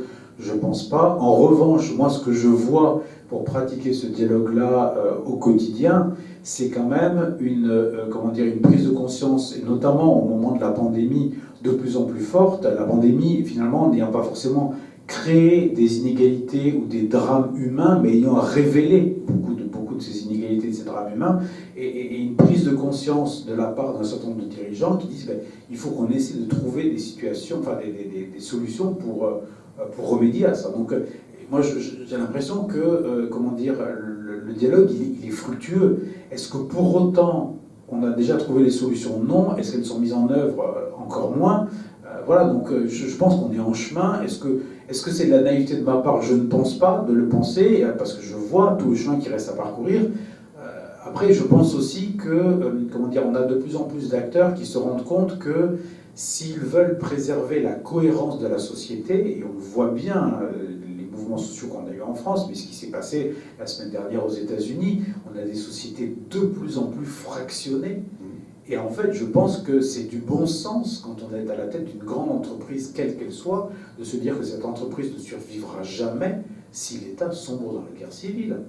Et je ne dis pas qu'on est dans une situation de guerre civile, mais c'est vrai qu'un certain nombre de sociologues ou de politologues disent que les États-Unis sont en situation pré-insurrectionnelle. Je pense qu'on est un peu dans ce cadre-là. Et ça, pour être extrêmement, comment dire, cynique, je dirais, c'est pas bon pour les affaires, mais de façon humaine, personne n'aurait envie de... Voilà, c'est pas la société dans laquelle les gens ont envie de vivre. Non, c'est clair. Mais la question, c'est plutôt... Enfin, il me semble... Tu parlais de guerre civile et de guerre de sécession, on a évoqué toutes sortes de choses. La question, c'est celle de la fracture entre... on en revient encore aux nouvelles technologies. Cette fracture numérique, c'est la possibilité de s'exprimer sur n'importe quel vecteur sans contrôle. Ça passe forcément par le politique, tu disais, et c'est la solution. Finalement, je suis à la fois tenté de dire c'est très bien, tu as raison, c'est le politique, et en même temps j'ai envie de dire, je ne comprends pas ce que ça veut dire, c'est-à-dire je ne comprends pas dans mes tripes, j'ai le sentiment que on parle, on évoque des choses extrêmement vagues, et on se trouve, quand on se retrouve au quotidien à gérer pour ses enfants, par exemple, un morceau de haine qui débarque sur Facebook ou autre chose, ou lorsqu'il s'agit de décider s'il faut ou non utiliser Amazon, ou s'il faut ou non accepter que Google ait un contrôle total des moteurs de recherche, enfin, des mots-clés qui vont apparaître, ou des news, puisque Google va aussi sur ce terrain-là maintenant, ce qui veut dire contrôle de l'information, enfin ce genre de choses. Et face à cette espèce d'énormité qui est faite de tellement de petits morceaux disparates, je trouve qu'il y a une sorte... On se trouve chacun confronté à une forme d'impuissance. Qu'est-ce qu'on fait? Et toi, ta réflexion, enfin celle que tu essayes de défendre dans ton livre, c'est on se met ensemble, on parle, et quoi? Mais parler c'est la première étape. La seconde étape, c'est décider, et la troisième étape, c'est appliquer. Et on voit quand même qu'un certain nombre de choses se mettent en œuvre. Il y a un processus qui a été initié en France par la présidence de la République qui s'appelle Tech for Good, donc la technologie au service du bien commun. Le premier sommet, on a dit oui, super, ils sont réunis, ils sont tous fait une grosse bouffe à l'Élysée, c'est sympa. Le deuxième, on a vu qu'en fait les gens quand même commençaient à travailler et qu'il y avait une vraie réflexion et quelque part ils commençaient à en sortir vraiment des choses. Le troisième qui aura lieu en juin prochain, je pense qu'un certain nombre de choses vont être annoncées sous forme, on va dire, d'indicateurs, d'objectifs et peut-être à terme d'engagement de plus en plus grand. Enfin, il y a déjà un premier, il y a une première déclaration qui est passée, qui est assez générale de fait, qui a obtenu l'adhésion d'un grand nombre de grandes entreprises. Donc là, les gens s'engagent quand même à faire ou ne pas faire un certain nombre de choses. Il y a d'autres choses sur lesquelles on travaille, alors tant que ce n'est pas annoncé, je ne peux pas en parler, mais autour de la dimension, moi je travaille particulièrement sur la dimension, le caractère inclusif des technologies. L'inclusion par les technologies, ce n'est pas un concept, c'est des choses très concrètes. Est-ce que tu as accès ou pas à telle ou telle plateforme avec ton vieil ordinateur, avec ta collection un peu pourrie, avec ta connaissance plus ou moins grande, etc. Est-ce que quand tu es handicapé, tu as accès ou pas? Est-ce que, selon que tu sois d'origine, je ne sais pas quoi, caucasienne, africaine, etc., tu vas être reconnu facialement de la même façon par l'algorithme? Est-ce que si tu as un accent périgourdin fort, eh bien, la reconnaissance faciale, la reconnaissance vocale ne fonctionnera pas? Ou si tu viens par exemple des Outre-mer et du coup tu n'auras pas accès à telle plateforme vocale de l'administration? C'est ça. Et là on est sur des choses extrêmement concrètes. La question c'est comment, une fois qu'on a réfléchi sur les grands principes, on en arrive à appliquer ces principes à des critères concrets et encore une fois à avoir des métriques. Ce qui ne se mesure pas, ce que je disais, n'existe pas. Donc on va amener à des choses extrêmement concrètes. Après, il faudra que les entreprises s'engagent à respecter ces critères-là. Moi, on commence quand même à voir, il y a un premier, au niveau de l'Union européenne, un premier signe que je trouve assez encourageant, c'est ces étiquettes maintenant qui vont apparaître sur les ordinateurs, les smartphones, etc., et un certain nombre les télévisions aussi, je crois, sur le fait qu'elles sont plus ou moins réparables, le coefficient de réparabilité. Et ça permettra de savoir si on achète un téléphone qui, entre guillemets, est un peu jetable, c'est-à-dire dès qu'il y a un problème, c'est fichu, ou alors dès que la batterie commence à battre de l'aile, on peut le jeter, ou alors est-ce qu'on a des choses qui sont réparables, est-ce que du coup on pourra les revendre, est-ce qu'ils auront une seconde, une troisième vie, etc.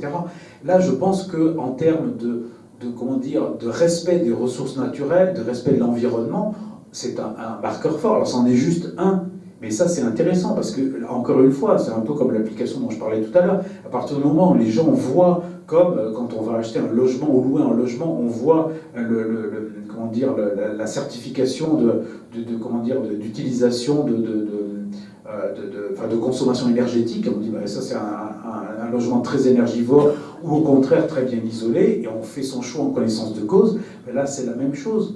Après, les gens vont faire leur choix en connaissance de cause, mais voilà, plus on met en place ce genre de critères, et plus, en fait, on va avoir des comportements de plus en plus vertueux. Et là, on est sur des choses extrêmement concrètes. Il faut sortir juste un instant du concret, parce que je voudrais rebondir sur une phrase que tu viens de prononcer, c'est ce qu'on ne mesure pas n'existe pas, c'est ça. Et je voulais venir sur Dieu et la Silicon Valley, évidemment. Je te vois revenir. Ouais. Quel rapport entre Dieu et la Silicon Valley? C'est vachement comme question. Oui, ben, donc, en fait, oui, c'est pas tellement que c'est vache, mais c'est que... C'est qu'en fait, la question qui se pose plutôt, c'est la Silicon Valley, c'est la métaphore de l'innovation, en fait, de notre capacité à innover, et Dieu, c'est Dieu. Et donc, en fait, la question qui se pose, c'est comment notre capacité à innover s'articule par rapport à Dieu. C'est-à-dire, est-ce que avoir été créé, être innovant quand on a été créé par un Dieu créateur, c'est assez logique, et quelque part on ne fait que continuer à notre petite échelle un acte créateur du Dieu qui nous a fait naître. Moi, c'est ce que je crois. Je crois que l'intelligence humaine et la capacité de l'humain à inventer et à créer, enfin créer avec tous les guillemets qu'il faut quand on parle de l'humain, on va dire inventer, quoi, ou découvrir, ça fait partie de notre image de Dieu. Il y a quelque chose de l'imago Dei là-dedans, il y a quelque chose vraiment d'un reflet d'un acte créateur originel.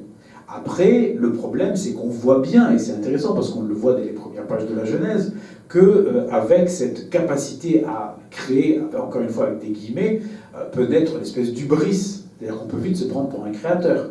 Et c'est toujours intéressant, notamment dans un monde où de plus en plus naissent des projets d'intelligence artificielle assez complexes. Est-ce que quand on imagine une intelligence artificielle qui pourrait être intelligente, avec tous les guillemets qu'il faut, mais on va dire qu'il serait un peu plus qu'une simple machine à faire une simple tâche, est-ce qu'on va s'en sentir le créateur? Est-ce qu'on sera les dieux de ces machines-là? Est-ce qu'on va se considérer comme des dieux? Quel type de dieux serons-nous? À mon avis, je crains qu'on risque d'être un peu comme les dieux de l'Antiquité grecque ou romaine, c'est-à-dire colériques, bagarreurs, en fait, finalement, pas très dieux, quoi. Et donc voilà, je pense que le libre arbitre de l'humain le place face à un choix quant à cette capacité qu'il a, soit de rester à l'image de son Dieu et finalement, quelque part, de prolonger un acte créateur, et de façon très concrète, quand on lit le livre de la Genèse et que Dieu dit à l'homme et la femme fraîchement créés, parce qu'il faut quand même rappeler qu'on arrive le dernier jour de la création, hein. Donc c'est un truc qui nous préexiste quand même pas mal, on ne peut pas dire qu'on était à l'origine, et on arrive un peu en tant que locataire au dernier moment, et il nous donne les clés, et il nous dit croissez, multipliez, et emplissez la terre. Super. Nous, on a vu ça comme saccagez tout, servez-vous, allez taper dans le frigo. Mais en fait, c'est pas du tout ça. En fait, le terme qui est utilisé en hébreu pour dire soumettez la terre, c'est le même qui veut dire gouverner. Et gouverner au sens de prendre soin, au sens de l'intendant. Et c'est soyez des intendants de ce monde qu'on vous donne tout fait quand même. Hein, c'est pas vous qui l'avez fait.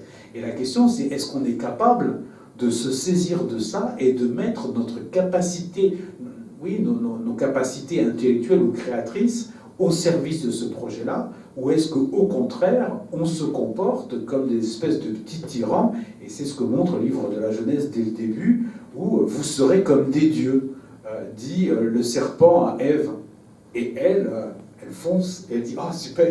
Et Adam, il ne vaut pas mieux, parce qu'il fonce aussi. Et en fait, on se rend compte qu'effectivement, la tentation à un moment d'oublier qu'on est à l'image de Dieu et de se bâtir notre propre image et notre propre truc, ben, c'est ça qui nous emmène dans le mur, on va dire. y compris les tentations dans la Silicon Valley, justement, de se comporter comme, de se prendre pour des dieux eux-mêmes. Moi, je pense qu'on le voit beaucoup quand on voit certaines superstars de la tech apparaître, alors souvent un peu fantasques, hein, et ils le font quand même, il faut être honnête, ils le font parce que ça fait partie du show. Oui, Mais San Francisco n'est pas très loin d'Hollywood, il y a quand même ce côté un peu, il faut faire un show vis-à-vis des clients, vis-à-vis des investisseurs, vis-à-vis des banquiers, et ils le font, et du coup on a l'impression que c'est eux qui se prennent pour des dieux. Moi je pense qu'en fait ils sont assez symptomatiques de l'humain. Je pense que l'humain, quand il prend son téléphone et qu'il se dit je peux faire tellement de choses avec ça, c'est un petit dieu quelque part. Et alors ce qui est assez amusant, c'est qu'à la fois on a l'impression qu'on est un petit dieu parce qu'on a le téléphone en main, on possède la technologie, j'ai mis la main sur la technologie, mais en plus de ça, en parallèle, la technologie, elle peut aussi être un peu notre dieu. C'est-à-dire qu'en fait, cet objet que j'ai placé en face de moi, j'ai investi pas mal d'argent dedans, je vais attendre qu'il me protège, qu'il me connecte. Moi, le truc le plus intéressant à ce niveau-là, l'objet, je trouve, le plus symptomatique, sont toutes ces bornes connectées qui ont été très à la mode au cours des 2 dernières années. À Noël, il s'en est vendu beaucoup, et on dit un prénom, alors c'est Alexa, Google, machin, Cortana, etc. Et on leur pose des questions, ou on leur fait faire des trucs. Mais moi, ces objets-là, pour moi, c'est un peu comme les dieux lards dans les foyers de la Rome antique. C'est-à-dire, c'est pas un grand dieu, c'est une petite divinité domestique, mais c'est à elle qu'on va demander les prévisions météo, est-ce qu'il fera beau demain? Donc en gros, on lui demande l'avenir. C'est à elle qu'on va poser des questions sur le monde. Combien y a-t-il d'habitants en Botswana? Elle le sait, hein, lui. Et puis à un moment, c'est à ce petit dieu qu'on va, cet objet, cette espèce de totem, ou de petit veau d'or, qu'on va demander de faire des choses du style mets l'alarme, donc protège-moi, ou informe-moi, envoie-moi un SMS quand les enfants seront rentrés et que leur téléphone fera bip avec ton Wi-Fi. Donc en fait, quelque part, à un moment, je ne dis pas qu'on attend le salut de ces petits dieux, mais je pense que les Romains n'attendaient pas non plus des dieux lards, ils attendaient une protection du foyer. Et quelque part, c'est un peu ça. Donc voilà, d'un côté, on se prend peut-être un peu pour des dieux, et en même temps, on se met volontairement sous la coupe de faux dieux, quand même. Oui, je crois que c'est le philosophe, c'est Michel Serres qui disait que, à propos du portable, il n'allait pas jusqu'aux bornes, mais que pour les petites poussettes, ce qu'il appelait les petites poussettes, tu tiens le monde dans ta main. Il a fait toute une étymologie là-dessus. Il est vrai qu'on tient le monde dans la main avec ces objets. Ça dépasse le cadre même des bornes que tu évoquais. Mais lui, il voyait ça d'une façon assez optimiste. Il y a l'autre versant, qui est de voir ça comme une aliénation, évidemment. Ce qui est l'aspect pharmacon, c'est-à-dire à la fois remède et poison de n'importe quel objet de la technologie. Ben, je suis entièrement d'accord. Après, la difficulté que je vois, pour moi, elle ne vient pas de la technologie, elle vient de l'humain. C'est-à-dire quand même, le vivant, de façon générale, économise son énergie. C'est un peu le principe. Hein. Les félins, quand ils ne chassent pas, ils dorment. Le chat aussi, d'ailleurs. Et on peut se demander pourquoi ce chat dort-il tout le temps. Mais il s'économise, c'est dans son ADN. Et l'humain, et l'esprit humain, va toujours essayer d'utiliser le raccourci, le moindre effort, on va dire, la pente, le chemin de la plus grande pente. Et en fait, effectivement, quand on est face à des technologies, c'est pour ça que je citais ces bornes-là, qui en soi ne sont pas mauvaises, hein, mais c'est qu'en fait, à un moment, on va avoir tendance à déléguer plein de choses de nos actions. Tiens, la borne éteint donc la lumière, sans savoir que notre voix, elle est envoyée en Californie, je ne sais pas où, dans un serveur, qui la décode, qui va nous renvoyer un bip qui va éteindre la lumière. En fait, ça va coûter suffisamment d'électricité, on n'aurait plus la laisser allumer. Hein.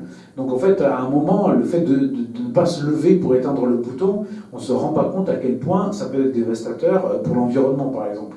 Mais là, pour un objet comme celui-là, moi je trouve ça assez intéressant de se dire, avant, quand vous regardiez un moteur de recherche, on tape quelque chose et puis on a quoi, une dizaine de résultats qui s'affichent sur la page. Donc quelque part, on est en situation de recherche, même si c'est le moteur qui recherche pour nous, on choisit, on lit, etc.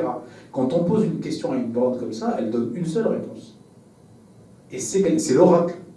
Et à un moment, on se satisfait de ça. Et moi, le danger que je vois, c'est quelque part qu'on ait une espèce de paresse que l'humain, quelque part, petit à petit, s'enlise dans une espèce de paresse qui va déléguer une partie trop importante des décisions qui incombent à sa vie à des machines, parce que finalement c'est plus simple. Je m'embête pas. Et donc là, on arrive à la dystopie et non pas à l'utopie. Enfin, en tout cas, on arrive à une forme de dystopie. C'est ça que tu crains. Ben, je crains une dystopie qui, encore une fois, ne viendrait pas de la technologie, mais de l'assoupissement, de la déshumanisation de l'humain. Un humain qui, à un moment, ne fait plus l'effort d'eux, ne prend plus les responsabilités d'eux, et qui délègue, qui laisse faire. C'est-à-dire que la machine qui fait à notre place et qui prend des micro-décisions pour nous aider à prendre les grandes décisions seulement et nous débarrasser du reste, c'est très bien. Mais la machine qui petit à petit nous assoupit et à un moment on finit par en devenir dépendant, et comme dans certains films on n'arrive plus à faire quoi que ce soit sans l'aide d'une machine, ça je pense effectivement que c'est extrêmement fragilisant pour notre espèce. Mais là aussi, on voit bien que, enfin, je suis toujours amusé par le fait que même dans la Silicon Valley, par exemple, il y a des gens qui envoient leurs enfants dans des écoles où, avant 13 ans, personne n'a de téléphone ou de tablette, même à l'école, même pour apprendre, etc. Parce qu'ils considèrent que ce qu'il faut, c'est plutôt faire des travaux manuels, des sciences, du sport, etc. Ils ont eu même des mots très durs vis-à-vis du numérique. C'est-à-dire, à titre personnel, ceux qui vendaient, parmi les grands PDG de certaines boîtes de la Silicon Valley, leur discours sur le fait que leurs enfants ne devaient surtout pas avoir accès, au numérique avant 12, 13, 14, 15 ans, mais il est parfaitement fondé, ce discours, par ailleurs. Mais je pense que là, il y a une attention à avoir. Mais c'est juste une schizophrénie assez classique de la Silicon Valley. C'est d'un côté, faites ce que je dis, mais achetez ce que je vends, mais moi, je ne vais surtout pas m'en servir. Où je vais réguler l'usage à titre personnel, avec mon éthique, ma morale, parce que je suis au courant des effets. Mais bon, c'est une éthique... la schizophrénie, c'est la schizophrénie de l'humain, pas seulement de la vallée, malheureusement. Mais je pense qu'en fait, il y en a de plus en plus, et un monde à plusieurs vitesses, entre ceux qui maîtrisent ces technologies et qui, du coup, savent en tirer le meilleur parti, et ceux qui ne les maîtrisent pas et qui, quelque part, eux, vont se laisser un peu embarquer par ça. Et moi, je crains aussi, même d'un point de vue économique, pour revenir à cet aspect-là, de voir progressivement émerger ce qu'on pourrait appeler une forme de prolétariat numérique, c'est-à-dire qu'en fait, il y a des gens qui ont des machines qui travaillent pour eux, et puis dans certains entrepôts de grandes plateformes de distribution, etc., il y a des gens qui bossent pour la machine. Donc ceux qui bossent pour la machine, c'est ceux qui font exactement ce que leur machine leur dit de faire. Simplement parce que pour le moment, on n'a pas de robot assez précis pour les faire concrètement, donc on a encore besoin du corps humain, du gars qui va aller mettre les trucs dans les paquets.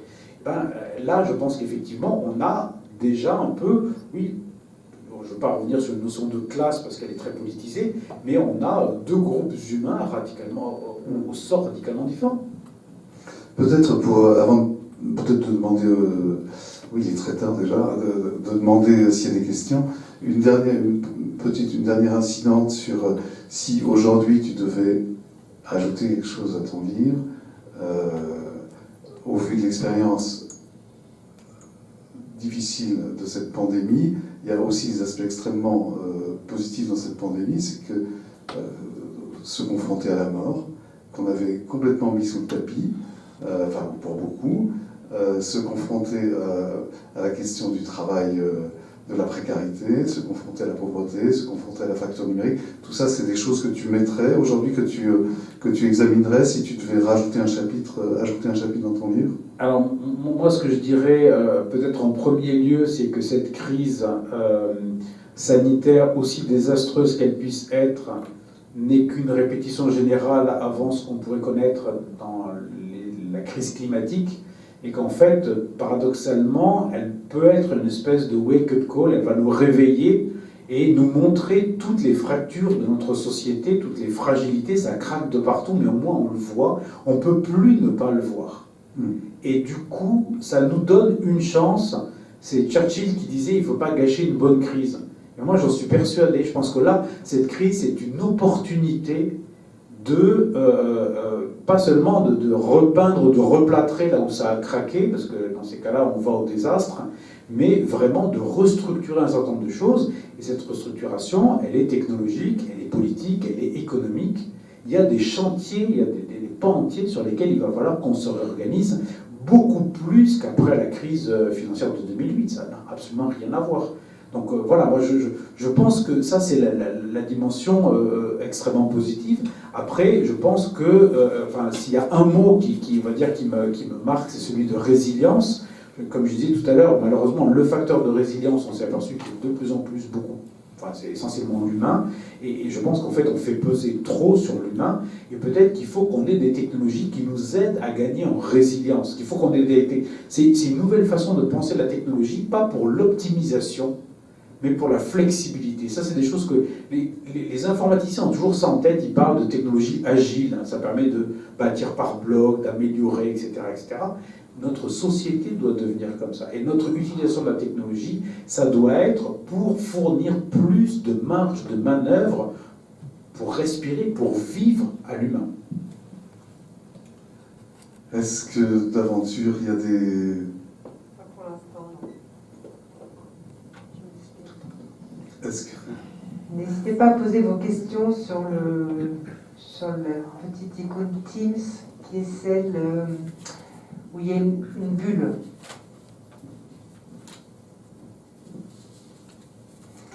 Comme je t'ai déjà demandé les dieux dans tout ça, je ne devais pas te reposer la question. Ça tombe bien. Ça tombe bien. Mais peut-être pour conclure un petit peu sur ton livre, tu dis que tu ajouterais quelque chose sur le climat. Tu en as parlé malgré tout de la crise climatique. La pandémie est une sorte de bataille au sein d'une guerre plus vaste, si je puis m'exprimer avec ce vocabulaire, avec en particulier une tentation qui est la tentation de se tourner vers la technique, de se tourner vers la technologie pour sauver le monde. Cette tentation-là, comment est-ce qu'on s'y oppose ? En terraformant, tu vois, il y a tous ces fantasmes il y a les doubles fantasmes, le fantasme de quitter la Terre pour aller sur la Lune, sur Mars, c'est toi qui est un fantasme très fort dans la cycle de vie, mais qui est un fantasme très profond, parce que nous sommes des terriens, il n'y a qu'une seule planète, et on n'en a pas d'autre. Il y a cet aspect-là, et puis du coup, l'aspect, la Terre, c'est un être, ce côté une hypothèse Gaïa, bien sûr, c'est une hypothèse qui est défendue en particulier par Bruno Latour en ce moment, qui est redéfendue, sur laquelle il insiste, il revient pour dire que nous devons nous considérer comme faisant partie d'un ensemble bien plus vaste. Comment est-ce que tu intégrerais ça aujourd'hui dans ta réflexion ? Moi, je dirais peut-être sur le premier point, c'est cette quête de Mars, elle m'amuse beaucoup. Parce que je pense que c'est à la fois un écho de l'esprit de frontière, c'est-à-dire l'esprit de frontière qui a poussé les pionniers à aller jusqu'à l'océan Pacifique. Quand ils sont arrivés là, à Silicon Valley, ou plutôt en Californie, ils ont cherché de l'or, ils sont installés, machin, etc. Mais ils n'ont pas pu aller plus loin. Et cet esprit de frontière, ils l'ont un peu gardé, et c'est assez intéressant de voir que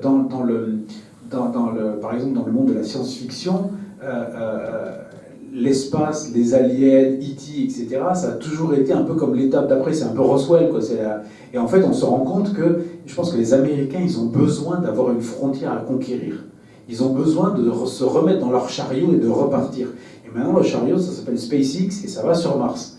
Mais c'est un peu pareil. Je pense qu'effectivement, quand ils allaient dans les plaines du Far West et qu'ils avançaient, en fait, ils n'avaient aucune idée de ce qu'ils allaient trouver. Enfin, ils savaient bien qu'il y avait une Terre, mais je pense que c'est un peu le même esprit qu'ils ont, avec ce côté quand même un peu fou, parce qu'on sait très bien qu'on ne va pas terraformer Mars, on n'a aucune idée de la façon dont on pourrait transformer Mars en quelque chose d'à peu près vivable, alors qu'on sait à peu près bien ce qu'on devrait faire pour garder cette dimension vivable à la Terre. Donc, et je pense qu'il faut être honnête, c'est aussi beaucoup un discours marketing, c'est-à-dire que les entreprises qui disent qu'elles préparent des fusées pour Mars sont celles qui vendent cher au gouvernement des fusées pour aller sur la station spatiale internationale. Et c'est ça le vrai marché quelque part. Donc voilà, il ne faut pas non plus se laisser abuser par tout ce narratif, mais c'est vrai qu'il peut y avoir cette dimension. Moi, dans l'hypothèse entre guillemets Gaïa, ce qui ne me met pas toujours très à l'aise, c'est que je veux bien qu'on ne voit pas, qu'on n'ait pas une vision trop centrée et qu'on ne place pas l'homme au-dessus de tout, etc. Et qu'on ait conscience qu'on appartient à un écosystème plus large qu'il faut respecter. En même temps, on sait aussi que des extinctions de masse, il y en a déjà eu plusieurs, avec quand même toute une partie des espèces qui ont disparu. Ça n'a jamais gêné la Terre. Les espèces, si on n'en a plus, il y en aura d'autres. Après nous, il y en aura d'autres. Moi, ce que je vois beaucoup plus, c'est qu'en fait, c'est notre espèce qui se trouve en ce moment extrêmement fragilisée. Et dans notre espèce, il faut pas se mentir, c'est toute une partie de la population qui est la partie, encore une fois, la plus vulnérable. C'est là qu'on en revient à la même chose. C'est-à-dire qu'en fait, le danger, c'est qu'effectivement, avant même de risquer de faire disparaître notre espèce, je ne pense pas qu'elle disparaîtra, on va surtout mettre en grave danger toute une partie de l'humanité qui est déjà en situation de souffrance ou de précarité. Moi, c'est ça que je vois, et c'est là, je pense qu'au niveau éthique, ça, c'est pas, comment dire, c'est absolument pas admissible. Et quand on voit que nos modes de consommation, quand on voit le nombre de litres d'eau utilisés par Européens, et je crois que les Américains, c'est encore 4 fois plus, un village africain peut vivre pendant 15 jours avec ça. Et donc c'est vrai qu'on se rend compte que peut-être qu'on a des modes de vie qui ne sont pas soutenables. Je ne suis pas du tout un apôtre de la décroissance, et je pense qu'à un moment, il va falloir peut-être qu'on mette notre inventivité au service de technologies plus sobres, plus frugales, peut-être jouer un peu l'articulation entre le high-tech et le low-tech. Il y a des choses qui sont... on n'est pas obligé d'avoir toujours le dernier truc à la mode, ou le dernier... et justement, peut-être pour essayer d'avoir une technologie qui soit une technologie inclusive, qui soit plus inclusive au sens où qui soit, qui fasse du bien à plus de gens. Je me souviens une fois à Genève, on avait un forum des Nations Unies et un chercheur posait une question, il dit mais finalement, qu'est-ce qui est le plus innovant? Est-ce que c'est un réfrigérateur avec un capteur qui repère tout ce que vous mettez dedans et qui vous propose sur un écran un menu de façon à ce qu'on puisse utiliser au mieux tous les ingrédients qui sont dans le réfrigérateur et de leur date de péremption et tout, disant ah ben tiens, les brocolis ils vont bientôt périmer, ce serait bien de faire un gratin de brocolis. Ou alors un réfrigérateur qui permet juste de descendre la température que de quelques degrés mais sans électricité. Le premier, effectivement, waouh, machin, oui, dans les foyers CSP+, des grandes métropoles. Le second, il peut représenter une révolution pour tout le continent africain, pour tout le sous-continent indien. Donc voilà, c'est là que peut-être il va falloir qu'on place notre inventivité aux bons endroits si on veut vraiment que la technologie se mette au service de l'humain et vienne à un moment contrebalancer le fait qu'on est de plus en plus nombreux. Et bien ça, c'est une belle conclusion. Merci. Alors j'ai quand même une question. Y aurait-il une faillite politique sur les incitations aux géants de la tech, problème de monopole, manque de régulation? Autrement dit, faudrait-il aller plus encourager les politiques plutôt qu'accompagner les entreprises de la tech? C'est une très bonne question. Moi, je pense qu'on ne peut pas faire l'un sans l'autre. Parce que je pense que malheureusement, c'est le fondateur de LinkedIn qui dit tout le temps la régulation, c'est pour les good guys. Donc les mauvais, ils trouveront toujours une façon de faire de l'évasion fiscale, on trouvera toujours un moyen, voilà. Et donc, en fait, à un moment, ce qu'il faut, c'est quand même réussir aussi à convaincre les dirigeants d'entreprise que c'est de leur intérêt de bien faire les choses. Et ça, s'il y a un point quand même que cette crise aura montré, c'est que les entreprises qui ont un écosystème fort, donc en fait, qui non seulement traitent bien leurs clients, mais aussi leurs collaborateurs, leurs fournisseurs, etc., sont les entreprises qui résistent le mieux à la crise. Que les fonds d'investissement, qui sont des fonds d'investissement éthiques, sont ceux qui ont le moins baissé. Donc en fait, on voit qu'il y a quand même une bonne raison de le faire. En parallèle de ça, malheureusement, le fait d'avoir la carotte n'exclut pas d'avoir le bâton, et à un moment, on est quand même obligé de se fixer un cadre pour éviter quand même que les débordements ne soient des débordements trop forts. Il n'y a pas d'éthique sans une armée pour défendre cette éthique. Il faut se donner les moyens, voilà, c'est ça. Merci Eric. Eh bien, merci à toi, merci à tous de nous avoir suivis à distance. On est désolé que tout le monde ne soit pas dans la salle. Et puis merci à tous les organisateurs parce que c'était bien sympathique de se retrouver, même si effectivement c'est dans un contexte un peu étrange. Merci surtout à vous deux de vous être prêtés à cet exercice. Je rappelle, on en a beaucoup parlé mais je ne l'ai pas montré, le livre donc Dieu et la Silicon Valley, qui est édité chez Bucher-Chastel, d'Éric Salopierre. Voilà. l'homme qui connecte l'Église et les grands patrons du digital. Voilà, écoutez, merci infiniment à vous deux. Merci à vous tous derrière vos écrans. C'est un petit peu frustrant de ne pas vous voir, mais on était contents de pouvoir vous offrir cette soirée. Et puis, suivez-nous sur les réseaux sociaux. Je vous avertirai par mail de l'évolution du programme du CCF. Nous faisons notre maximum pour essayer de vous fournir quelques conférences. Voilà, merci encore et très bonne fin de soirée. Merci à vous.